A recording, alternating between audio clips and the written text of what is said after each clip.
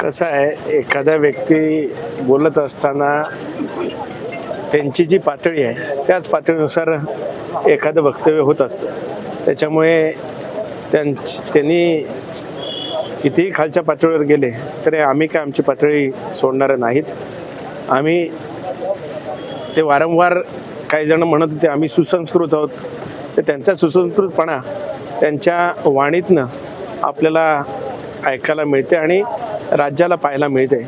माझी एकच विनंती आहे की ज्यावेळेस तुम्ही टीका करता जरूर करावी, विरोधक असल्यामुळे किंवा कोणी करू नये ह्याच्या बाबतीत कधीच आमचं म्हणणं नाही, कारण तटकरे साहेबांचं पूर्ण राजकीय आणि सामाजिक वाटचाल ही संघर्षमयच राहिलेली आहे। त्यामुळे टीका काय तटकरे परिवारासाठी किंवा आम्हा राष्ट्रवादी कार्यकर्त्यांसाठी काय नवीन नाही, पण वेळ आल्यावर जसं तसं उत्तर निश्चितच राष्ट्रवादी काँग्रेस पक्षाचे कार्यकर्ते त्यांना देतील। बादशाह तर म्हटलं तटकरे साहेबांनी, एक तर कबूल केलं तटकरे साहेब बादशाह आहेत रायगडचे।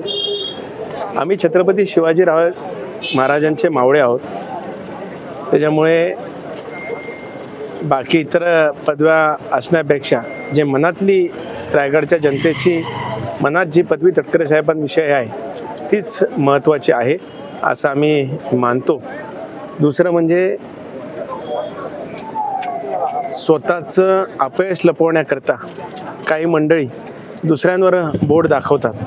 खरं तर महाडमध्ये असेल, अलिबागमध्ये असेल, लोकसभेच्या निवडणुकीच्या दरम्यान काय काय झालं हे झाकलीमूठ आम्ही ठेवले। मी वारंवार म्हटलो की भरत शेठ असतील, महेंद्र दळवी साहेब असतील, यांनी प्रामाणिकपणाने काम केलं, याच्यात दुमत असण्याचं कारण नाही।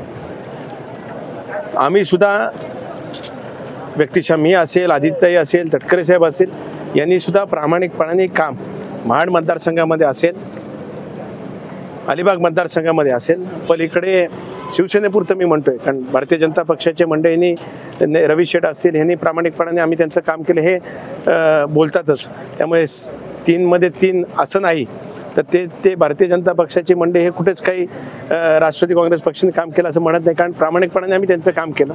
इथे फक्त स्वतःचं काही स्वार्थ मिळवण्याकरता आता राष्ट्रवादी काँग्रेसवर टीका दुर्दैवरित्या त्या ठिकाणी केली जाते।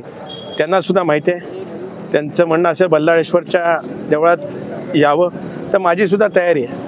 म्हणेल त्या देवळामध्ये येण्याची तयारी अनिकेत तटकरेची आहे। तुम्हाला रोह्यात यायचं असेल, दहावीर महाराजांच्या इथे या, महाडला यायचं असेल तर वीरेश्वर महाराजांच्या इथे आपण जाऊ, अलिबागला असेल तर कणकेश्वरला सुद्धा माझी येण्याची तयारी आहे। जिथे कुठे सांगतील त्या मंदिरात येण्याची अनिकेत तटकरेची तयारी आहे। दूध का दूध, पाणी का पाणी एकदाच होऊन जाऊ ते। त्यामुळे सत्य हे त्या ठिकाणी निश्चितच आहे, पण वारंवार आमच्याविषयी संभ्रम निर्माण करण्याचा प्रयत्न हा जो काय केला जातोय त्याला कुठेतरी थांबवण्याची गरज ही निश्चितच आहे। आशीर्वाद घेण्याकरता विधानसभेला सकाळ संध्याकाळ रात्री अपरात्री त्यांचेच आशीर्वाद घेण्यासाठी फोन लावत होतात, काठीभेटी घेत होतात। त्याच्यामुळे त्यांचे आशीर्वाद त्यावेळेस होते। तुम्ही काही केलं तरी पुढच्या सुद्धा